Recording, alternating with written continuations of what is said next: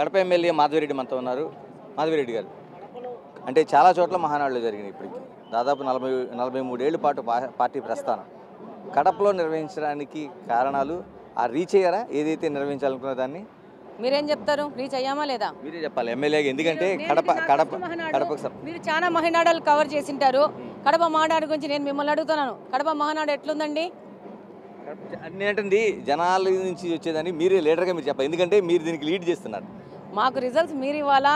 కన్నీ వెని ఎనుగని రీతిలో never before ever after లాగా ఈరోజు కడప మహానాడుని ఒక స్టాండర్డ్ ఫిక్స్ చేసి ఇచ్చాము. కడపలోన మహానాడు అనుకున్న వాళ్ళకందరికీ ఒక సర్ప్రైజ్ గిఫ్ట్ ఇచ్చాము. పెద్ద ఎత్తున ప్రతినిధుల మహాసభ జరగచ్చు. ఒక్క కుర్చీ ఖాళీ లేకుండా ప్రాంగణం బయట కూడా వందల మంది కార్యకర్తలు ఉన్నారు. చక్కగా తిన్నారు, ఎంజాయ్ చేశారు. దేవుడు కూడా వరుణుడు కూడా మాతో సపోర్ట్ చేసేసి మాతో పాటు ఆయన కూడా లైట్గా టెంపరేచర్స్ డౌన్ చేసేసి ఒక ఆహ్లాదకరమైన వాతావరణాన్ని మాకు కడపకి ఇచ్చారు.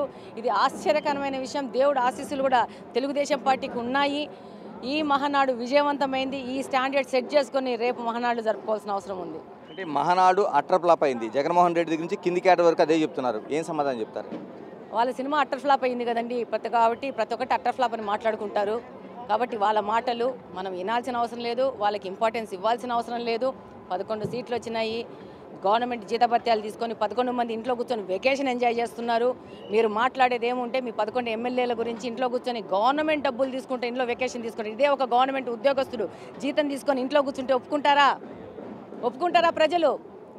కాబట్టి వాళ్ళని తరమాల్సిన అవసరం ఉంది. ఇంట్లో కూర్చున్న వాళ్ళకి జీతాలు తీసుకుంటే ప్రభుత్వ ధనాలు వాడుతారు. ప్రభుత్వం మనం డబ్బులు ట్యాక్సులు కడుతుంటే మనం వాళ్ళకి జీతాలు వస్తున్నాయి. ఈరోజు ఒక్కొక్క ఎమ్మెల్యేకి 2 లక్షల రూపాయలు జీతాలు తీసుకుంటూ అనేక అలవెన్సులు తీసుకుంటూ ఉంటారు. వాళ్ళందరూ దేనికి పోటీ చేశారు? ఇళ్లలో కూర్చోడానికి ఓట్లేశారా జనాలు? నీకు చేత కాకపోతే ఇంట్లో కూర్చో, రిజైన్. మేము పోటీ చేసి గెలిచి మేము ప్రజల కోసం పోరాడతాం. ఇదే ఆయనకి ఇచ్చేది. ఈ యొక్క గొట్టాల మాటలు అవసరం లేదు. చేతనైతే 11 మందిని నీతో పాటు తీసుకొని రా అసెంబ్లీకి, అక్కడ చూసుకుందాం. చంద్రబాబు నాయుడు గారు మహానాడులో కీలకమైన వ్యాఖ్య చేశారు. పార్టీలో కోవర్టుల కోసం ప్రస్తావించారు.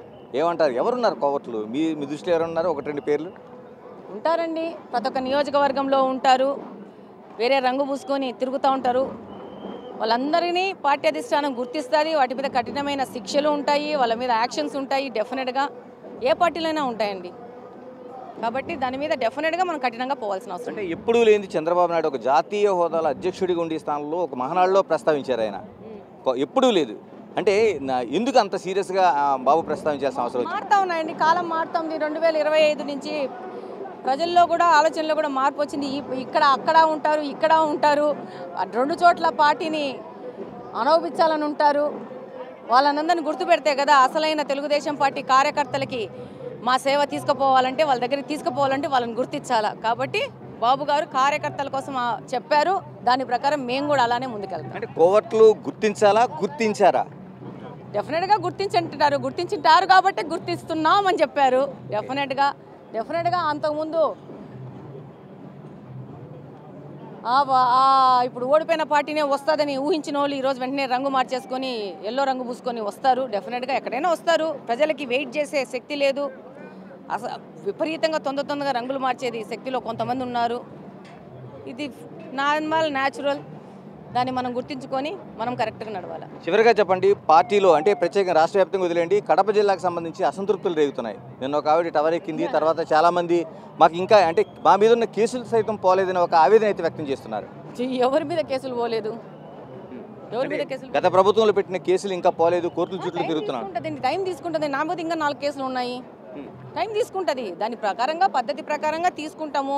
తొందరగా అయ్యేటివి తొందరగా అవుతుంటాయి. ఒక కేసు తొందరగా పోయింది, 2వ కేసు కోర్టులో పోయి కొట్టించుకున్నాను, 3వ కేసులు ఇంకా రకరకాలుగా చేసుకొని క్లియర్ అయితే చేసుకుంటాం. ఇవన్నీ వాళ్ళు కక్షగట్టి పెట్టిన కేసులు అన్నీ తీసేసి కార్యకర్తలకు అండగా ఉండే విధంగా ముందుకెళ్తాము.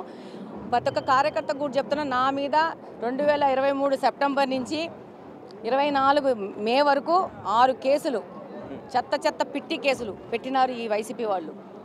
కాబట్టి కేసులకి ఏం భయపడమాకండి. వాటికి భయపడాల్సిన అవసరం లేదు. ఆడమనిషిని నా మీద పెట్టారు. నాకు కూడా అనిపించింది నా మీద కేసులు పెట్టినప్పుడు ఏంది ఇది అనేసి. బట్ అలా ఉంది సమాజము. కాబట్టి మనం ఫైట్ చేద్దాం, సాధించుకుందాం. Thank you. ఇది అంటే టోటల్గా మొత్తం పార్టీ వ్యవస్థ కావచ్చు, లేకపోతే కోవర్టుల వ్యవస్థ కావచ్చు, దీనికోసం మాట్లాడిన సందర్భంలో ఖచ్చితంగా కోవర్టులు ఉన్నారు, అది గుర్తించింది పార్టీ అని చెప్పడంతో పాటు నా పైన కూడా కేసులు ఉన్నాయి. ఎవరైతే ఆ కేసులు ఉన్నాయో వాళ్ళందరూ భయపడాల్సిన అవసరం లేదు, వాళ్ళకి భరోసా ఇస్తూ నెమ్మదిగా చట్టం ప్రకారం ఆ కేసులు పోతాయని చెప్తూనే వైసీపీ పార్టీకి ఇది సక్సెస్సా కాదనేది వాళ్ళ వార్త పరిశీలన చేసుకోవాలనేది కూడా మాధవిరెడ్డి స్పష్టం చేస్తున్నారు.